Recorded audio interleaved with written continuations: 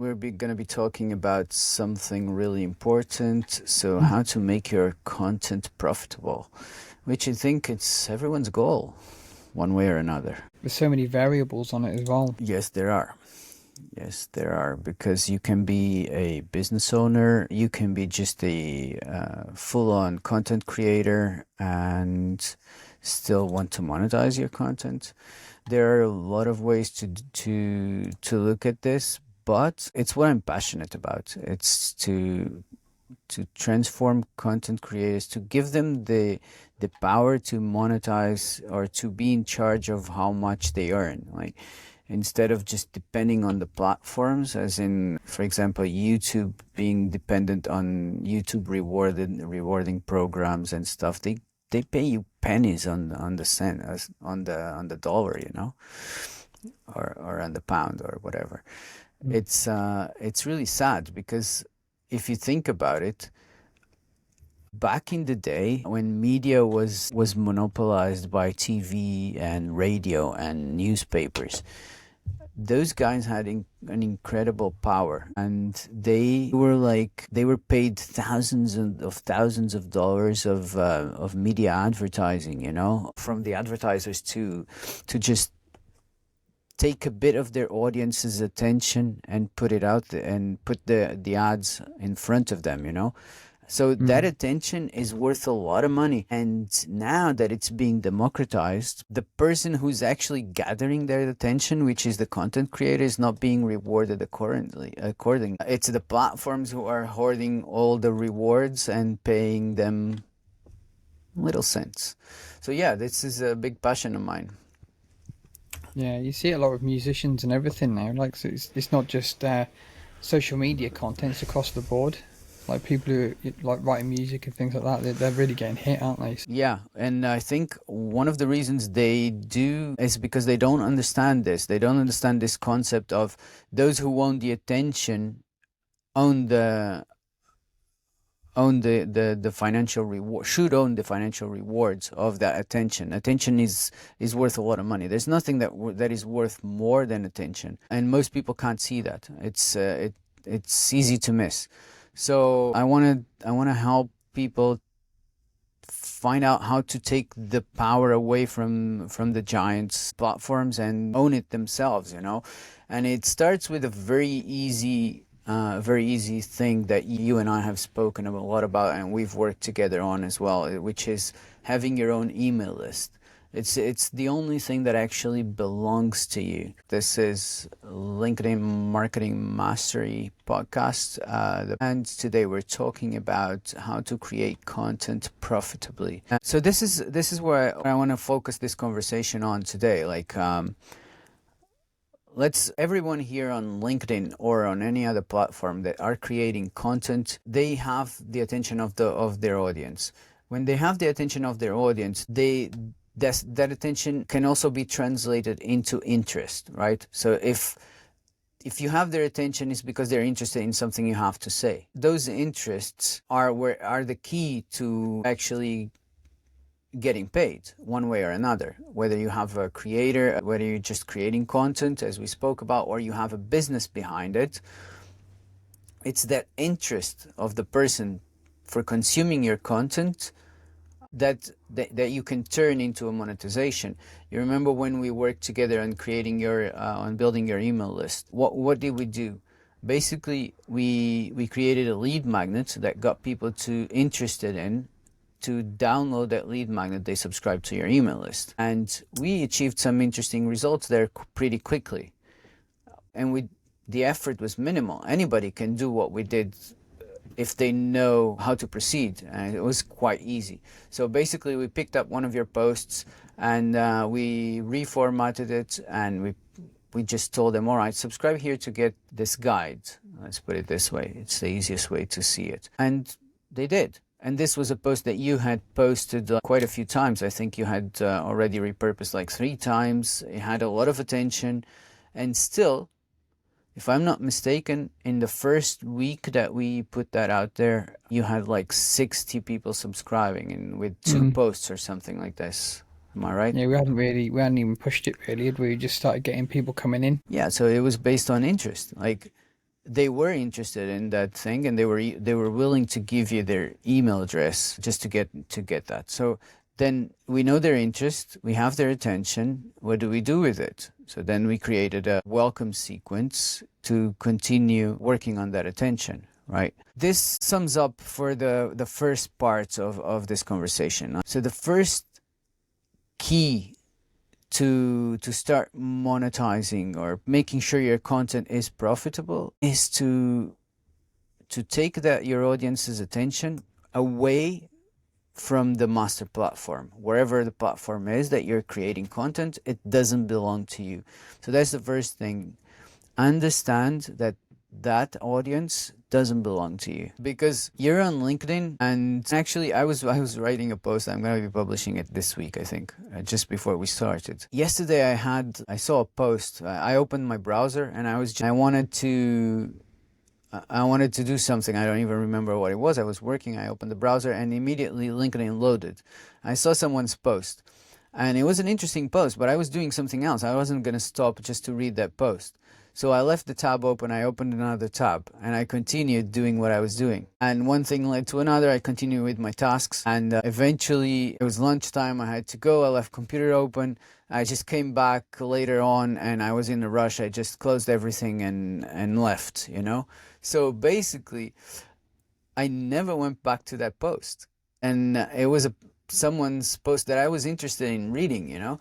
And people don't realize how fleeting their publications are on LinkedIn, you know, like on any social media platform, to be honest, like it disappears. Like we publish something every day, and I'm publishing it right now, and maybe LinkedIn showed it to you, but it showed it to you once, and if you missed it, if you didn't read it, for me, it's happening to me all the time. I'm on my mobile a lot of times on my phone, and I see a post, and then I get interrupted by a WhatsApp or something. I go back and it's gone because it refreshes the feed.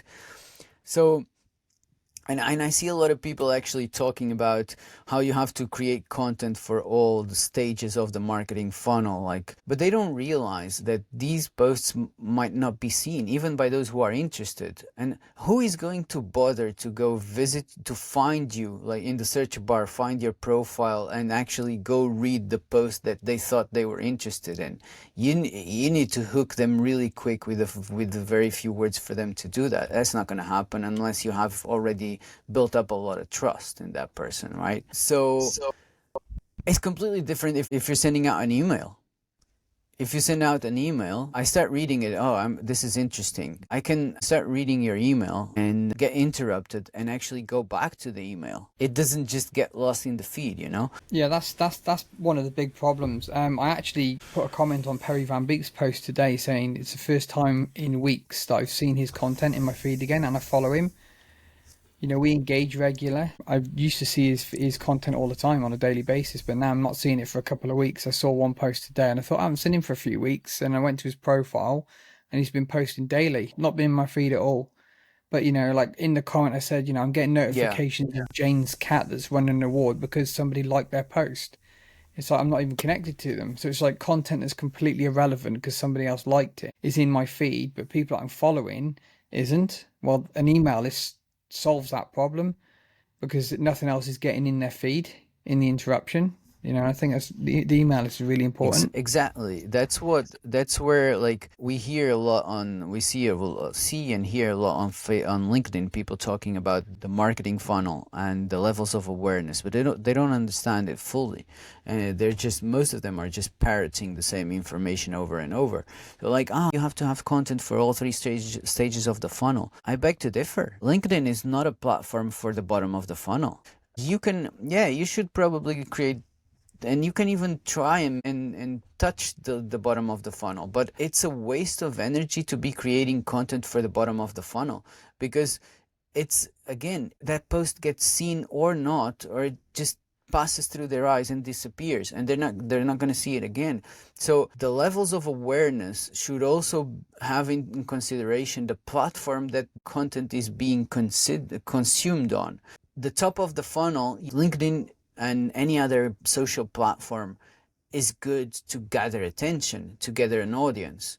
But then if you move that audience to a next space that you control better, that you know it's going to have a 40% open rate, and it's on your, it's everything is in your hands to make them open. It's just what you write, your subject line that you write. And if it didn't get open too much, you can always send a new email. Whilst if I just post again on LinkedIn, you saw the first one, maybe you missed it. I'm not assured that you're going to see the second post. Actually, the only people we have assured that most, not even assured, but that see most of our posts are those who engage with us daily. And those people, whether we want it or not, whether we want to admit or not, those people are more like friends than anything else. They're not clients or prospects. They're just, it's out of reciprocity. It's because they like us. They're just, it's an engagement thing. We are reciprocating to each other, isn't it? So Yeah. I think as yeah, well, Fran, the the next, thing that you've got go ahead. with the email list as well is like we get told on LinkedIn how many impressions or unique impressions, I think it's called now, unique impressions our content's had, but that doesn't mean that all those people have read it. It's just been shown in their feed. So it's not like they've gone and actually read that. Exactly. They could just be scrolling through at a real fast rate and it's just gone straight past the screen. It doesn't mean anything. The impressions is is bullshit, complete bullshit, you know. So Yeah. it'd be better to show the stats of people who have stopped, click see more, and go, okay, like post views to show how many people have actually read. That would be more efficient. But then when you've got your email, like you said, you can see the open rate, you can see how many have clicked through to links that you've put in there. You know, you can see how many have been delivered. And not only that, most of that email list is very relevant to what you're trying to sell anyway. So, like, an email list is way better than content. Yeah, they've already shown interest by joining your email list. And if you did that step properly, you offered a good lead magnet that is aligned with what you do, then they've shown the right interest, then they're very warm prospects. Yeah, so, like, But to give people an idea of like how well an email list worked, and bear in mind we hardly pushed mine, like we didn't push it at all. It was occasionally mentioned in a few call to actions. It was like on my profile in the featured section. So a lot of the stuff, a lot of people were joining just by going to the profile and being pushed to the featured section. So it was working well in that aspect. But like for sales, we did that one day. We decided, oh, we'll push an email out, and we had like within an hour of that email going out, 700 pound of sales coming within one email, and it yeah, took like probably 15 minutes to put the email together. And you know, off the back end of that, then we had other sales that came in. You know, especially when we do like offers, it's like we've got 3 spaces next week for banners. We're doing 25% off. Throw it to the email list. Boom, you filled 3 spaces within an hour or two. You know, so it's so much more effective and efficient to do it through an email. But a lot of people, I think, are yeah, absolutely. some people don't know how an email list works, how to set up sequences and stuff. But I think a lot of people are lazy as well. You know, a lot of people can't be bothered to set up an email Yeah, list. And we've heard it. How many times we've heard like emails dead, and it's not dead. It's the most effective way to make sales. I've been hearing that email is dead since I started in marketing, and this was 9 years ago. Yeah, but we've So proved it. You know, it's one of the this has best been ways. the most common thing. Yeah, absolutely. And it's been happening over and over, and I see it with my clients as well. It's the results are just incredible. And it's what you're saying. It's like you just go out there and you write an email, and things happen. Whilst on social media, the opposite happens, because on social media or whatever platform you're using to create an audience, to build your audience, if you start talking about offers all the time, you're just burning that audience. They're not there to look at your sales pitch, They want to see your content, your helpful content. That's what builds the audience. Then once they give you the contact details, in this case the email address, then yes, they're giving you permission to send them offers, and they are okay with that. And if they're not, they'll unsubscribe. That's fine. Others will subscribe, because if everything is aligned, all you're doing is just offering them more of what you do. In other words, more help to reach their goals. Yeah, that's it. I think we see it when you do it yourself. You're like you're particularly interested. You've only got to think of yourself as a person. Like, why do you sign up to an email list? And it's because you're interested in that company, what they've got to say, what they offer. You know, any new releases or new news updates that's coming out, or anything that business is doing. You're interested in it. Like I had old emails that I'd subscribed to at the time I was really interested in. But the good thing about an email list as well is if you're not interested in what they're doing anymore, you can unsubscribe. You know, which is it's a decent thing to Yeah. have. And I don't know if you've seen it in some email platforms now, like Gmail does it, where you don't even have to scroll all the way to the bottom to unsubscribe now. You just literally, there's a button at the top. You just click that and it just takes it off your email list. I used to put it on the top on purpose in some of my emails because I think it's very important to keep a clean list. So to make sure that people who are there are just interested in what you're still saying, because interests change and all of that.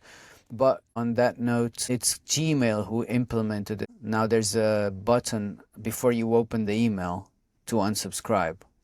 That's Gmail thing. So the unsubscribes, and I've been noticing as well with clients, the unsubscribe rates have increased. But that's not a bad thing. So don't be scared if that's happening to you. It's not a bad thing. It just means that there's less irrelevancy in your emails, so the open rates will increase as well. Yeah. But then the signal is good, because if the lower your open rate, the more the email servers will treat your email as spam, or the more likely they are to treat your email as spam as well, you know. So those numbers indicate that it's relevant. So the more, it's good to have only relevant people in your email list. It's a good thing. But you mentioned something really important there before, like that people, they seem to be afraid of email. And I think it's a lot of the unknown, you know, like, oh, I need to learn something new. I know how to publish on LinkedIn, but now I need to learn email. But it's not, it's nothing different. And you know, you saw it yourself. It's the same as writing a LinkedIn post. You're just writing an email. It's just a little bit, tiny bit more personal, right? Yeah, I think what I like about it, Fran, How hard was it for you to start emailing?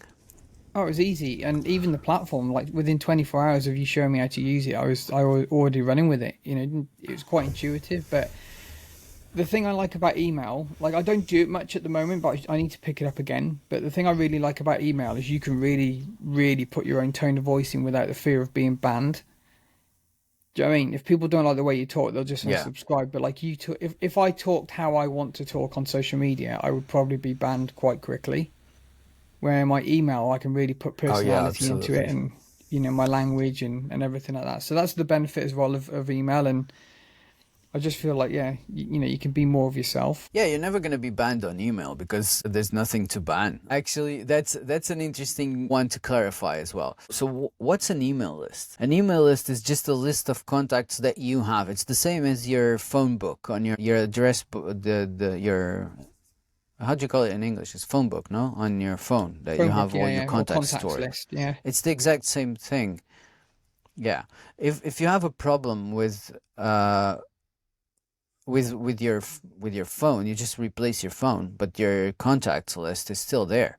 You just bring it to the next phone. And it's the same thing with email. If you have a problem with your email provider, you just grab your list and you upload it to a new email provider and you continue emailing. It's the exact same thing. So that's what an email list is. I was thinking, Fran, like the problem, people have got this mentality that, you know, email marketing's like the same as cold calling, and it's not, because cold calling, you're grabbing someone's number from somewhere completely random. They've not given it to you. Now you're calling them out of the blue, trying to pitch to them. Where an email list, they have actually signed up to your email list themselves. They've given you the email, so they're not cold. It's warm to some extent. They might not be hot, but they're definitely warm. It's the opposite. Yeah. So you're emailing a load of people. Like, say you've got 1,000 people in your email list. You're emailing 1,000 people who have agreed that they want to hear from you. So it's not cold calling or cold contacting. You know, people have got to get that mentality out of their head. Absolutely. Yeah. It's very hard. I mean, I've been working in email marketing for a long time, and I see like it's one of the most misunderstood mediums. But the funny thing is, all the big guys understand the power of the list. Like if you think about it, for example, let's go back to some common examples that people might understand. Why did Facebook back in the day, and some people listening to this might not even remember that, but why did Facebook buy Instagram? Couldn't their team back then have coded just an exact replication of Instagram Yeah, it's not for the very platform. quickly, like in a weekend probably? Same as It's Elon the Musk with list. Twitter. It's the user list. And think about it. What's the user list? I mean, in effect, what's the user list on Instagram? It's a list of emails. Yeah, that's Have you what. thought about it? How do you create your account? The It's thing an is, email. well, Fran, like if you own a platform, say you bought Twitter, say Elon Musk now wants to push out AI and robots and SpaceX and Tesla and all this stuff, he can make it very easy so all of those adverts are at the top of the list in front of everybody, even people who are paying for advertising. He can push all his adverts right to the top in front of a billion users, easy, with no effort. Yeah. So it's free advertising for him. He's got it all their email lists, all their contact, their date of birth, all the information about them, even to the point of when you're training it. We're moving into AI very, very quickly.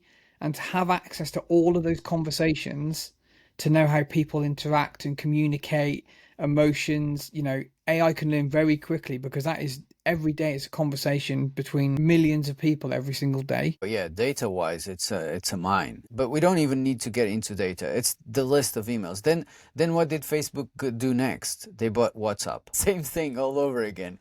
And like right now, if you think about email lists, they have the biggest email list in the whole world, Meta. Meta has everything from Facebook to Instagram to WhatsApp. They own the biggest list ever.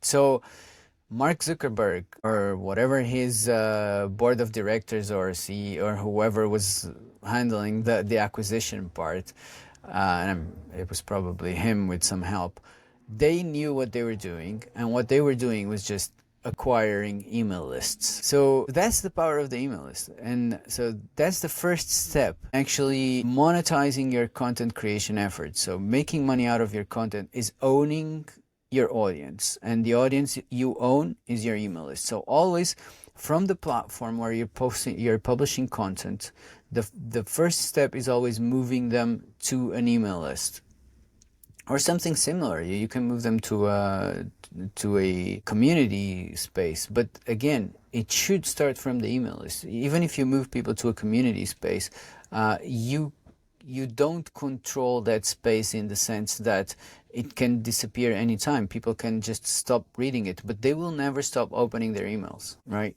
And Yeah, and I think the thing is as speaking well, of mate, you talk communities, about. do you have the link to? Oh no, go on, carry on, Fran. I'm just getting that. I'm just sorting the link out now as we're talking. All right. So yeah, if you want to post the link in the comment section, we don't have a lot of people live today, but if those who are live with us can join the community for free, where there are experts to help you out. We're still putting on some new benefits in like reviewing of your content, of your sales pages, landing pages. If you want some help with email marketing as well, we can help you out there. But it's exclusive for those who join us live during the recording of these episodes.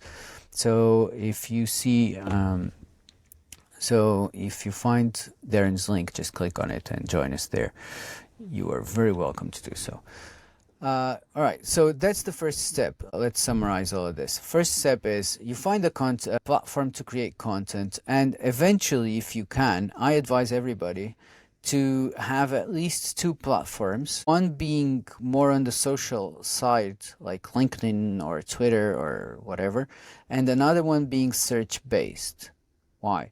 Because again, the content on social disappears very quickly. It has a very short shelf life.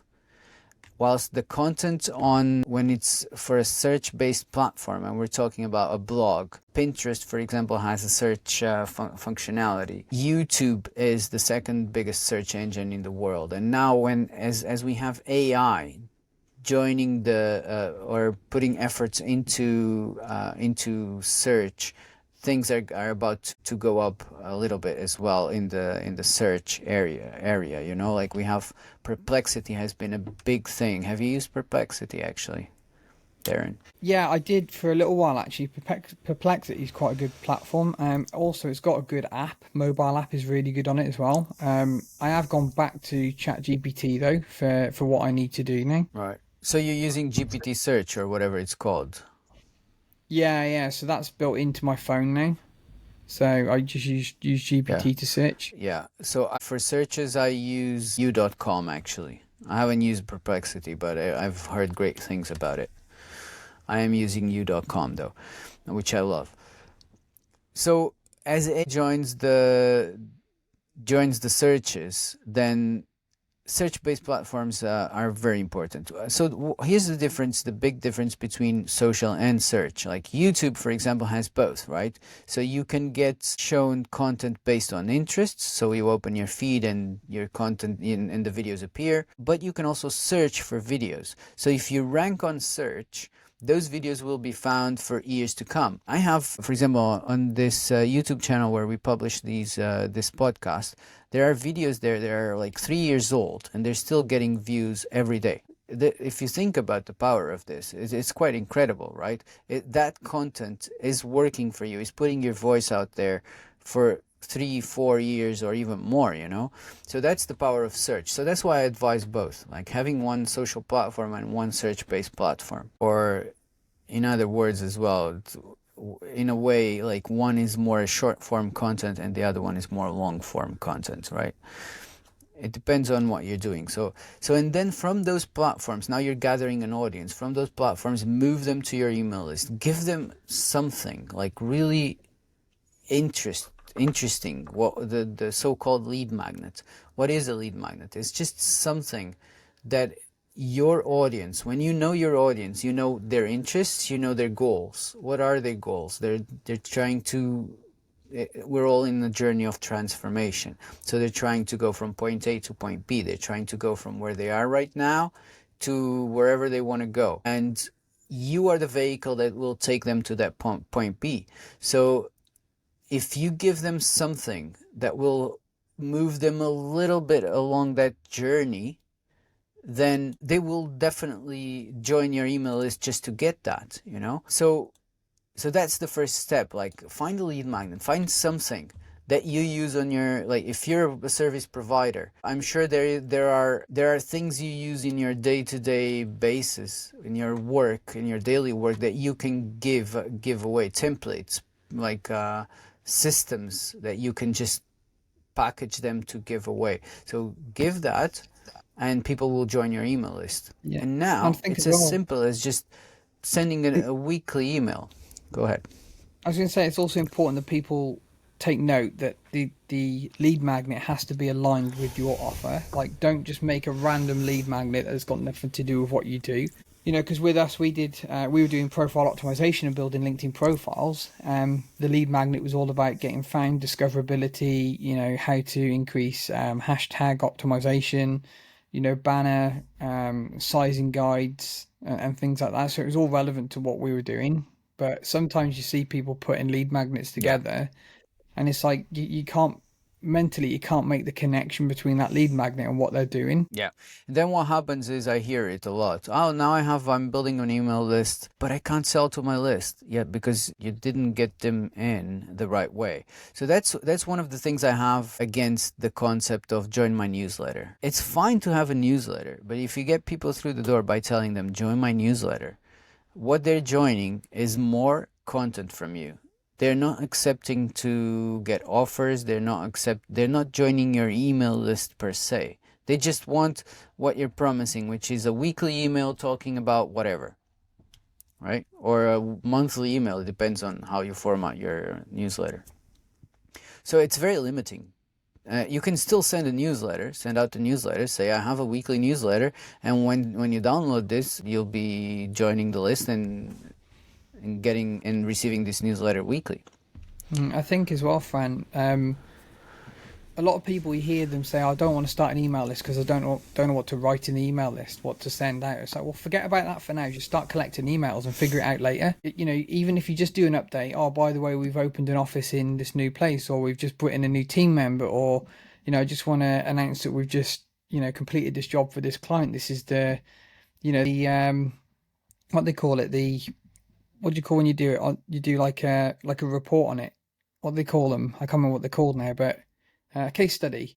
White So paper. this is a case study on Okay, a study. client that we've just done. Or here's a list of recent recommendations, Yeah, or you can start off with anything like that, and then people can start. At least they've yeah. seen that something's being done. You're not just ghosting. Yeah, absolutely. Which is, case study, for example, is bottom of the funnel content. So it's the right one. But if you don't even want to do that, just aggregate your social media posts. Like, again, we just mentioned how fleeting they are on LinkedIn, yeah? So most of your followers missed your post. So just send them like, here, best post of the week. They'll thank you for that. Yeah, I think if you've got a good monthly plan for your content, like it used to work really well when we worked with Arsan because it was structured to the content, but now I'm quite off the cuff with it. But like if you've got a good plan of this Yeah. is this week's posts, this is this week, what you can start doing on a Sunday is say, coming up this week we've got, just put the headlines of each post saying, keep an eye out for these posts. And at the bottom, you can say, here's what you missed last week. And what you can do then, you can then link them back into LinkedIn if you wanted to see the posts that you've posted. So you can keep the loop, the cycle going by giving them a heads up of what's to come and giving them information on the posts that they've missed. So that content that you were saying, it gets lost on LinkedIn, at least your email list can go back and find that post at that point. And I think that would be a very good way of keeping an email list going weekly. You only have to do it once a week and it'd probably take 30 minutes to do. Yeah, exactly. Less 10 minutes if you just aggregate your best posts or all your posts of the week, for example. It's quite easy, right?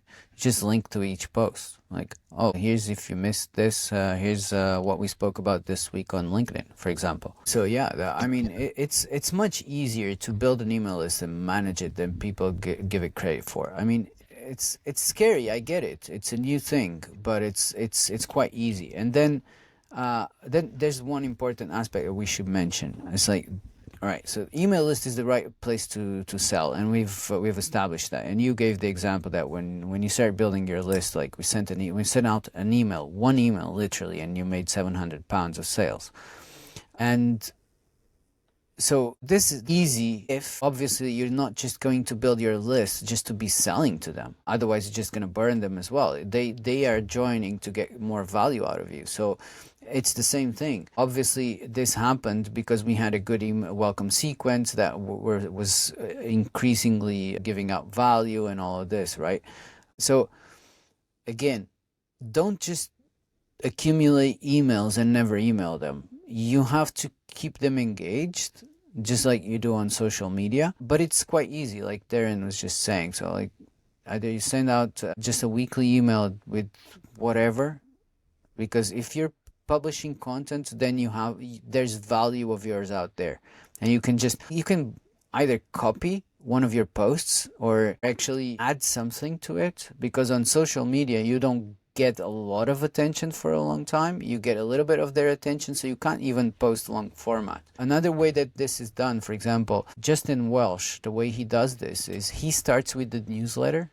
So he builds up the newsletter, and from the newsletter he breaks it down into small pieces of content that he publishes on Twitter and on LinkedIn and all of this. So that's another great way to go about it. So effectively, how do you do this? How do you start building your email list? Now, we spoke about creating a lead magnet, something that is useful to your audience. You spoke about something really important, Darren, the relevancy with your, which when I said if you're a service provider, one thing you can do is something that you use in your work, in your daily work, like if you have a process that you follow to achieve the results for your clients, then that's in line with your offer, because your offer is the work that you do. So you give them that little shortcut that you use daily. What happens is you're going to have a lot of thankful people, and you're going to have a lot of others that think, oh, this guy knows what he's doing, this is how he works, but I don't have the time to do this myself or to learn how to do this myself, so I'm going to hire him to do it for me. Him or her, obviously. So that if you're a service provider, that's a great way to go. Then if you are just a content creator and you don't have a service, how do you achieve this? Again, it's the same thing. If you're creating content and you're actually building an audience, then your content is focused on something. It's focused on helping your audience achieve something. And what is it? What are you helping them achieve? So now, what is the next step? This is the question I always ask myself, even when I do work for clients, is what is the next thing I can give them to help them achieve their goal that I could not be giving them for free here with videos or with small LinkedIn posts or whatever. So how could I give this something else to them? And this is the next step. And if it's something really complicated that you really need to charge for, if it's a product, then that's your offer, and then break it down just a step behind it and make it your lead magnet. So there's one very important concept that comes up and helps understand this. Like when you every time you solve a problem, a new problem comes up, right? Do you know what I'm talking about with this? Remember Matt Essam? We talked about when we had Matt Essam on the show a while back, and he was talking about, because we got into the conversation about profiles. He's like, yeah, okay. So when you design a profile, what's the next thing? It's like, oh, well, now we've designed the profile, you need to drive traffic to it. Okay, so now they need content. Well, if they need content, how do they do that? Can they design? No, they can't. So do they come to you for carousels? Can you design the carousels? Okay, now you've got that. During, like you said, you do create other problems, not necessarily problems, but other things that need to be done in the money-making system to take people from initial engagement all the way through to the sale. Exactly. So all we need to do is just keep solving those problems, those new problems that come up. And that's also how you start positioning your products. Like, so your first product is a free product, and that's what gets them into your email list. And from there, you have a new product that will be paid, whatever best way it is you find to serve your audience. So yeah, I really enjoyed that show with Matt, because he kept digging in and finding and asking people to find those problems, and that was a really good conversation, actually. Something else On as well, YouTube, Fran. I might link to that one here. Yeah, something else as well, mate, is I think the problem a lot of people get is they try to start at the beginning and then work their way forward rather than starting at the end and working their way backwards. It's like if you start with your sales page, your email list, everything that's at the end, it's like, okay, now how do I get people to that step? Okay, well, it's going to come from either a website or a profile. So then you optimize your website or profile to make sure the traffic's going to there. Okay, now how do I get people to the website or the profile? I need to make content, engage, connect with people to drive that traffic forward. But a lot of people are, building a mediocre profile with no end goal, and then they're trying to create content and engage online, and all that traffic is going to some sort of landing page, whether that be the website or profile again, and that the traffic is dying at that point. It's like just funneling a river into the ocean, just letting it go, and it's got no direction to go apart from just all over the place. And then if you were to take the ocean and guide it into a river, now you can start to channel it to where you want it to go. And that's the way I look at things, is how are you channeling that traffic into the right place? Yeah, that's really good, actually. That's a great analogy. You raise a good point, like step by step. How do we achieve this on a platform like LinkedIn? Let's use LinkedIn as an example. It's the same thing everywhere, and this is basically what I do for a living. Basically, if we break this down step by step, it's always positioning ourselves in the prospect's shoes, or in the audience shoes. So now, if someone is reading this piece of content and they are enjoying it, what is the next step for them? Like, okay, now they're learning this. So what is the next step for them? And the next step is they're consuming this post. I'm going to tell them to go to my LinkedIn profile, visit my profile to get the next step. And now, if you want to touch a little bit on how to build a proper profile, that achieves the same thing. It's always guiding them step by step to the next step. So now visit my profile, and in my profile you'll find it. So the profile is going to do the same. It's going to guide them to the next step, which is visiting the landing page to subscribe to your email list. So how do we achieve that with a profile? Right, so I'll quickly touch on a few points, right? So when we look at like the about section of a profile, right, I wouldn't say that is the most important aspect of a guidance or pitch, because it's a long bit of text. It's normally there just to clarify or make it a bit clearer on what you do for people who still don't quite understand. So the about section should be used for that, and it's also an opportunity for like keyword optimization for search results. But alongside that, the main part you've got is obviously your headline. Your headline's really important, and your profile photo, because that's the first thing people see in comments. Okay, so if you do a lot of commenting, people are going to see that, and you want to address the person and the problem you're solving very quickly in the headline. But when people come from either your content or a link to your profile, or whether it's seeing you in comments or whatever it be, they're going to come to your profile, and the first thing you've got is your banner. Like, you cannot miss the banner. I say it so many times, people neglect the opportunity to grab people by the balls with that banner and push them to the right place on that profile. Because if you don't guide them and don't grab the attention there, they're going to start scrolling through the profile, and it's like, well, do I go to the headline, the about section? It's not clear what you do. There's no call to action. Where am I going? And then you lose them, and they fuck off to another platform or another profile who's very clear on what they do, and they got the good call to action. Okay, this is the good profile, says what they do, says, who they work with, what they achieve. This is where I need to go next. Okay, this is like, email list or website, booking a call, whatever it be, that final action they want. And it's very clear, it's very easy, what we call the prospect pathway, and it's very easy to do that. But what we do with the profile mainly is we focus on the banner, grab them with a headline that is relevant to what they're looking for, and then you've got to push them to the featured section. So we always go to the featured section, and the reason for that is that's your opportunity then to put links in there to send them off the platform, and like I said, to book a call, website, newsletter, whatever you want them to do. Go and visit, if you're a designer or writer, go and visit my portfolio, or recommendations page, or whatever it be. That's your opportunity at that point to go straight from the banner straight to featured section to get them straight off the platform. And obviously that leads to the email list and stuff like that. But it's also important to make sure that you're guiding the right traffic to the profile. And I was in a conversation. So remember that post I put out a few days ago that was about your DMs smell like fish? And it was talking about people pitching straight away in DMs. And I got into a conversation within the comments of that with a guy called Dan. And we were talking about the profile and the importance of it. And when people, you shouldn't need to pitch on LinkedIn, because your profile should do a lot of the heavy lifting.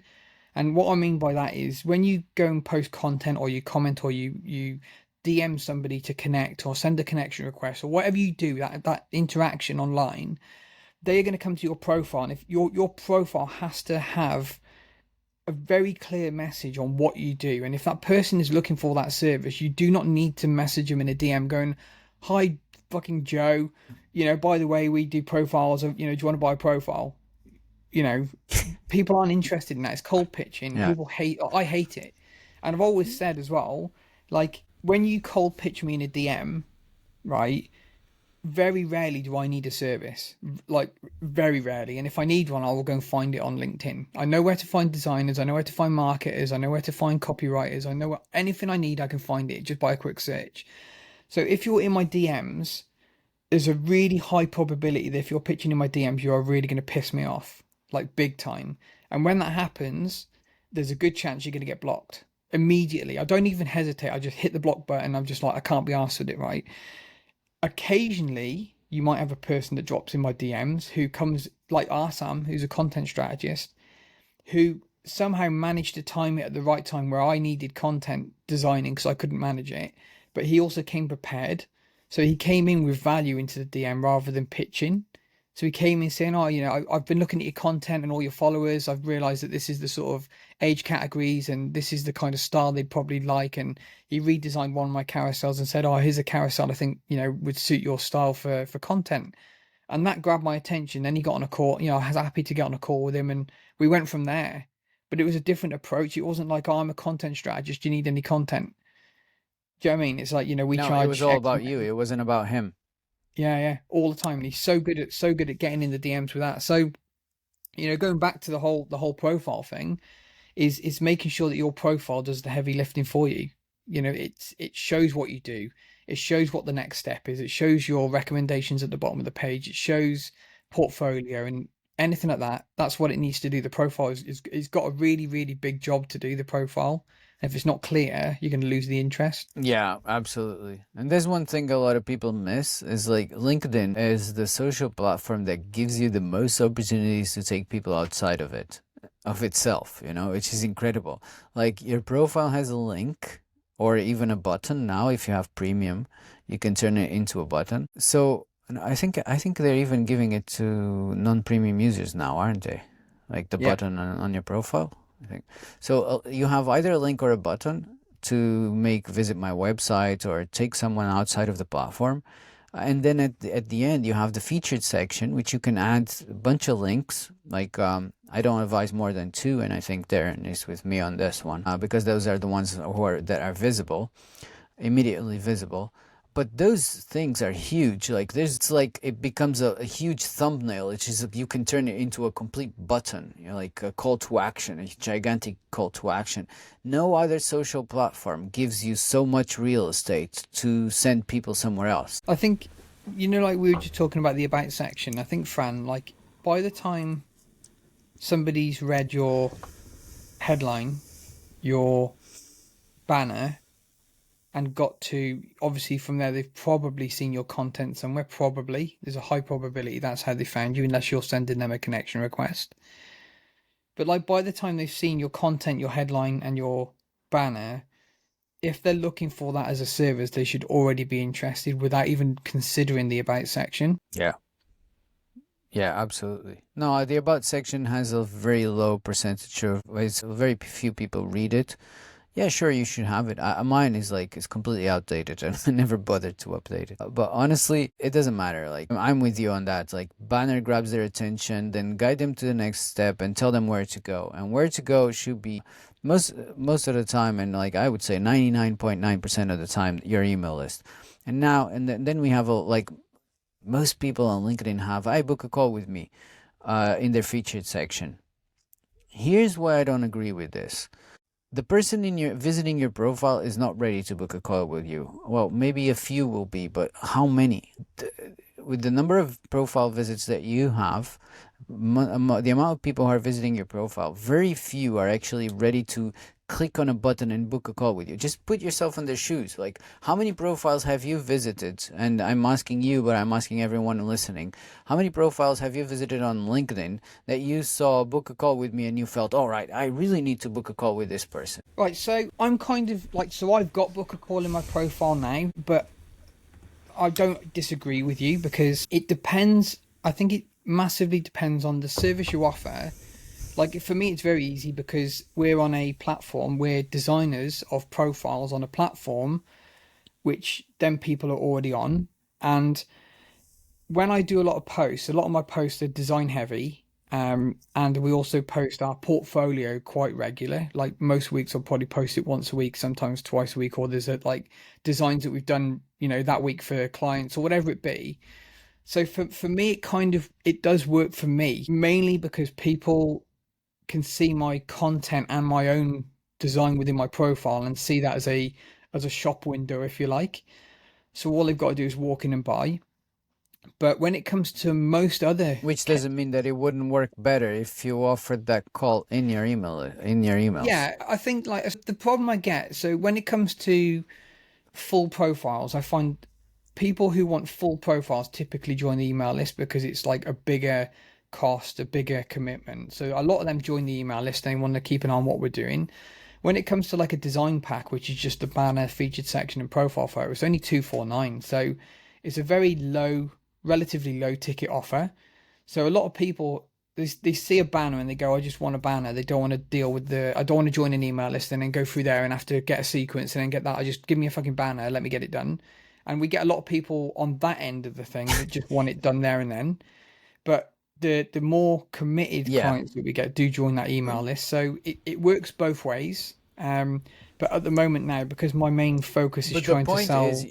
Yeah, the point is, you never restructured your email list. Well, the onboarding of your email list towards that, right? So because, for example, in my case, I'm booking clients, and I never offered to book a call, and I do through the calls, but I only give them the option to book a call in that welcome sequence of emails. So when they join my email list, and then they receive a few emails that give them the option to book a call with me, and that's how I book clients. So what I think, I mean, it's a matter of testing, and everything in marketing is testing. But what you could test is this, like offering them a lead magnet on the design side of things. So on what you're doing now, because you kind of pivoted a little bit, and that's one of the. And once they join the email list, it doesn't mean the person who's joining your email list is not thinking, oh, I need a banner, and I'm going to join this email list to get a banner.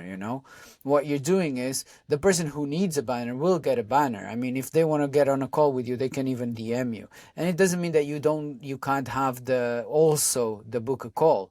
But if they join your email list and then they receive a couple of emails telling them, we do banners, and if you want to look at our portfolio, click here to check the portfolio in the first couple of emails, and then now if you're interested, book a call here. You know what I mean? That would probably work quite well as well. yeah. I think, like I was saying, it like depending on your service, like the way we do it wouldn't work for a lot of businesses. It just wouldn't work, because they can't always show a portfolio of work or constant ongoing client designs and stuff like that because it's not their skill set or niche. Like with marketing, it's like, you know yourself, it's like there's stats, there's outcomes, there's processes, there's strategies, there's so many moving parts to what you do compared to what I do. I just go, 1584 by 396 pixels, and I just go put some colors into it and some pretty pictures, and it's just like, there's your banner done. Do you know what I Yeah. mean? So obviously there's a bit more to it than that, but compared to what like some businesses do, like a content strategist is, Arsam, he's got so many moving parts within what he does. You've got many moving parts. Like my girlfriend Vicky, when she's writing, there's like research and different ways to lay out the text. Like she's a copywriter, and different things that she can do with other processes and all that. And when she's writing, I'm like, I couldn't be asked to be. I never want to be a writer or a marketer because like it's too complicated for me. It's just way too complicated, and I just like with my process, it's like, oh, you want a banner? Here's a link. Pay on the link. Book a call in case you can't fill in part of the form, right? And then at that point, then normally people have completed the form and the call gets cancelled because they don't need the call, But then at that point, then Yeah, it's I just get like it. they You pay for you the like the banner. simplicity of it. Yeah, yeah. I love the simplicity, and they get a form, send back the form with files, and we just get the design done. It's very smooth process. And again, but you have to consider as well that you have a big audience, like, and that helps a lot. A lot of people starting out, if they do the same through the email list, they're probably going to have better results because Mm. your audience, and you leverage a lot of credibility and trust automatically, like that most people can't afford, don't have, like they're just offering their services. They have a couple of thousand followers, and people don't know who they are. Well, like very few people on LinkedIn don't know who Darren Palatina is. Yeah, I think So keep that in mind as well. I say to a lot of people, Fran, like people who are starting out, um, it's always like I did the same. So it's always worth offering people who you're very interested in working with long term. It's worth offering them like free work for whether it's one project or a couple of weeks or a month or whatever, bits and pieces. Offer free work Yeah. to try and get their interest and trust because like you said, a lot of people don't have the credibility or the authority built within a space when they're starting out and they haven't got the portfolio, the recommendations, the following. And it's very hard to get that. In the beginning, it's very, very difficult. Like I ended up I think I designed like probably about 50 banners for myself, like to practice when I first started design. Then I offered 10 banners for free just to people, to clients, just absolutely free, didn't charge anything. And all I wanted off in return was a recommendation if they were happy with the work, and then I could put it in a portfolio. And then off the back end of that, Leah Turner saw my banners. She was happy with the output, so she put it in the community and said charge £50 a banner. Then I got 48 banners in 2 weeks at £50, and then that gave me a bigger portfolio and recommendations. And the people who were at that point, then they had 10 recommendations to look at and a portfolio of 10 banners that I'd done for clients. So there was some level of trust there. But then off the back end of that, then a £50 is a very, very small risk to take on a banner. And that was at the time when I first started. So it was easy then to sell. And obviously, they'd come from Leah Turner, who's a trustworthy owner of a community, a very strong community that she's built. So she's put my name forward as a trusted designer to do banners, especially at that price. And then it gave me the credibility, then leveraging somebody else's following. And then at that point, then I started to gain traction and was able to put my prices up and eventually get a bigger portfolio, more recommendations. And it kind of starts to, once you get the wheels turning, it starts to build again, and you can start to increase prices a little bit at a time. It went from like £50 to like, I think it was 99, then 129, and then 150, and eventually got to 249.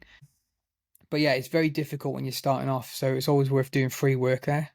I think I've kind of gone on a bit of a rant on that. No, yeah, your rant was basically a tutorial on how to get started offering services. It was honestly, we're gonna close on this. This is beautiful. It's just like it's the best closer ever. So if you're just getting started and you're a freelancer, you're offering services, and whether it's on LinkedIn or anywhere else, it doesn't matter. Darren just gave you a complete step-by-step plan on how to get started.